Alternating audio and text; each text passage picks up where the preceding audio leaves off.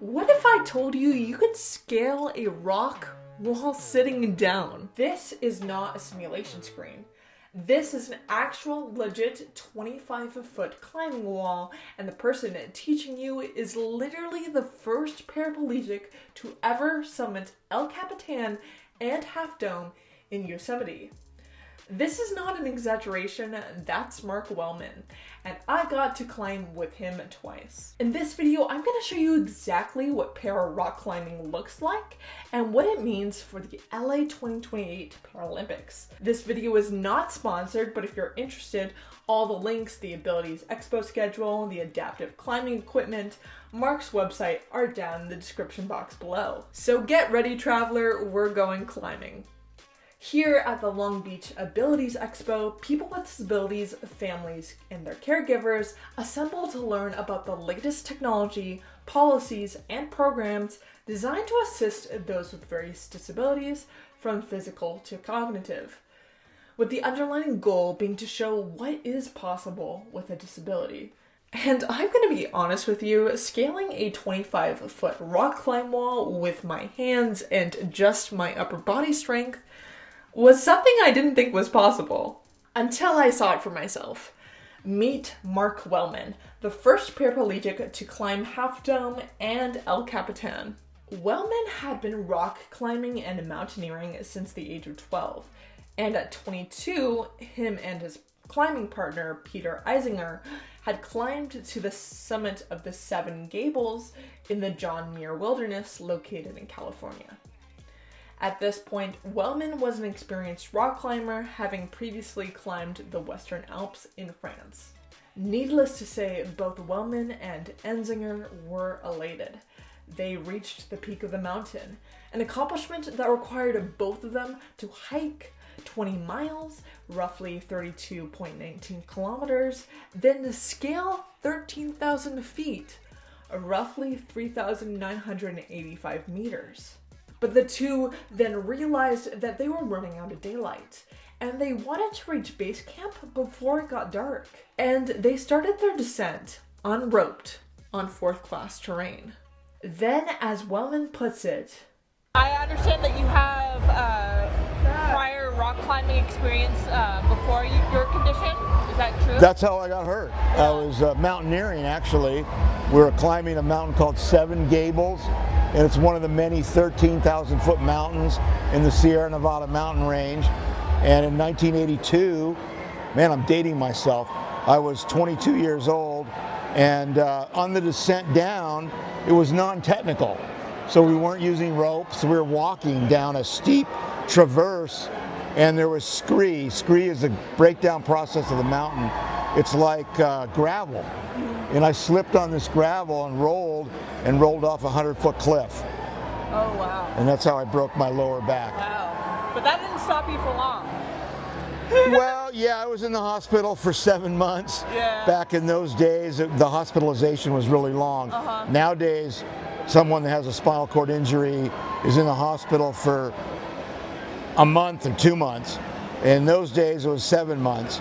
So when I got out, I got a degree in park management and became a ranger in Yosemite National Park and developed some of the adaptive climbing equipment to allow us to climb El Capitan, the largest unbroken granite cliff in North America, and of course Half Dome that you mentioned. Yeah. So expand more on that. What kind of motivated you to get back into rock climbing? Well, when I became a ranger, my first post was in Yosemite National Park, and that's the mecca of big wall climbing in this country, where El Capitan, Half Dome, and other many features that you can climb.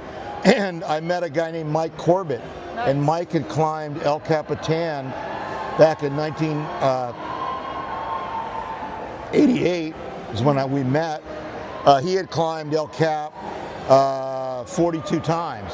So I don't want to say that Mike was getting bored with climbing El Capitan, but maybe he wanted to try a different way of challenging himself. And that was to climb up El Cap with a paraplegic. Yeah, nice. And that's what we did. It took us 8 days. You sleep on portaledges. It's like a hammock that hangs from the rock.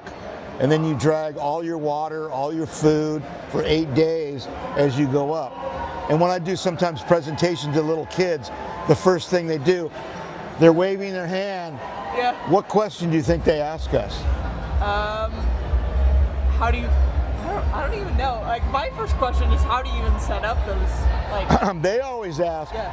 how do you guys go to the bathroom up there? Oh, yeah. I guess that should So- be my question. But how do you set up all that equipment, which is kind of interesting, because in those days we use pitons, where you pound a spike into the crack, or there's ways that are a little cleaner. You use different, like a friend is a camming device that you place into a crack. So you place these protection into the wall as you're making your way up. And then I had a single rope. Today you're on a pulley system that gave you a mechanical advantage. Nice. So you were lifting a fifth of your body weight. When I did pull-ups up a single rope, that's all your body weight. So I did 7,000 pull-ups in 8 days going up El Capitan. And luckily for beginners, you don't have to do 7,000 pull-ups to start rock climbing. For beginners and casual adaptive rock climbers, you can sit in this comfortable bosun's chair with your feet and chest strapped in. Using a pulley system, the user is only required to lift 1/5 of their body weight compared to the one rope system that Wellman used, which required him to lift his entire body weight. And when it came to creating the mechanism process, I don't know the specific terminology for that chair, but what was your thought process in designing? Well, it was actually designed beginning, a woman by the name of Dee Thomas came up with that idea. And then Wes and I really refined it, made it better. So it started with Dee, and then there's a company called Misty Mountain out of North Carolina, and they actually produce those harnesses. But you can buy them through my business, and pulley systems, the pull-up bar, I actually build that with an ascender. So, an adaptive climbing kit that allows, we don't say electric chair. Electric chair is something you die in. Yeah. A power chair takes you from point A to point B. Yeah. So a power chair user now can actually get on the wall and participate. Yeah. So that whole Wellman custom arc allowed for more severely disabled that can't free climb, or maybe can't go up a single rope if you don't have a strong upper body. Yeah. Someone that had a stroke can go up with one arm. Someone with MS or cerebral palsy like yourself. We might have a child with cerebral palsy, nonverbal, that's, and like a quadriplegic and nonverbal. Yeah. And go ahead. Well, what I always say is disability affects everyone differently. Absolutely. Yeah. And paraplegics, there's all different types of paraplegia. Where, maybe like I can move my leg a little bit, I'm incomplete, I can't walk. Or you have different levels on your spinal cord that, you might, if you're up high, you don't have a good core muscles, so you're not going to probably be able to free climb as easy as a low paraplegic. And then you have some paraplegics that walk with a couple canes or one cane because they're pretty incomplete. Yeah.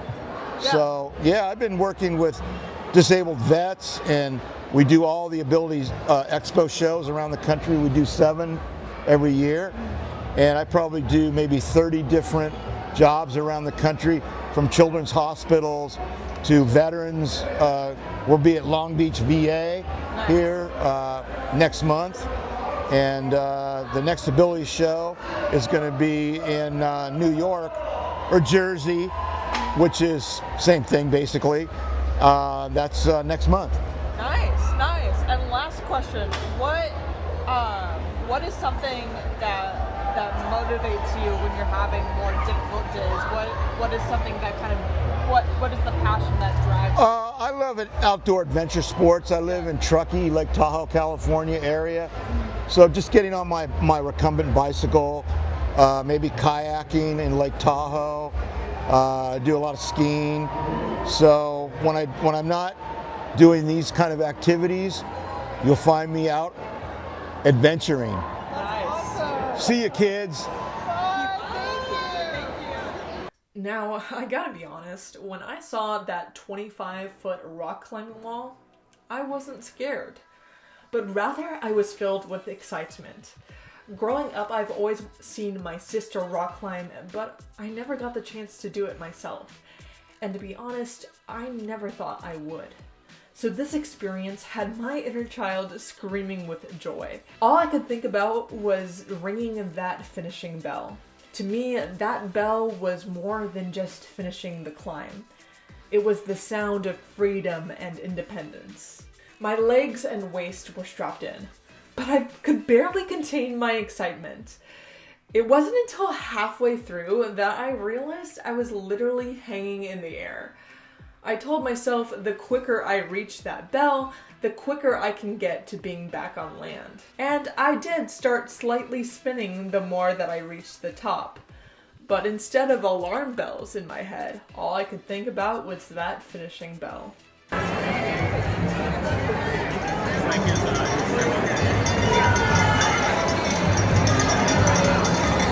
Rock climbing was something I've always wanted to do, and I wasn't going to let myself get in the way of accomplishing that goal. I ended up climbing the wall twice, and each time I was filled with joy and excitement. If you have the chance to try this, I highly recommend that you do. As we all know, disability affects everyone differently. Some individuals were climbing the rock while standing, still having a harness, just moving their body in a way that works for them. And here is the exciting part. Rock climbing will make its debut at the LA 2020 Paralympics. And like all Paralympic sports, athletes will be put into a classification that best match their disability.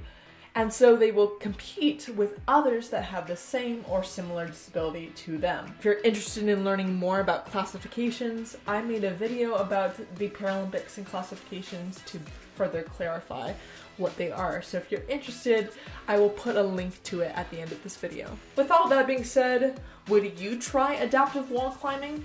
Do you think that this edition of rock climbing into the Paralympics is a good idea? In my next video, together we're going to go off-roading, exploring the world of parafencing, checking out the latest in travel wheelchairs, and see why this open source company encourages people with disabilities to build their own wheelchairs. So make sure to hit that subscribe button and like button. I hope to see you soon, but until next time, enjoy your journey, traveler.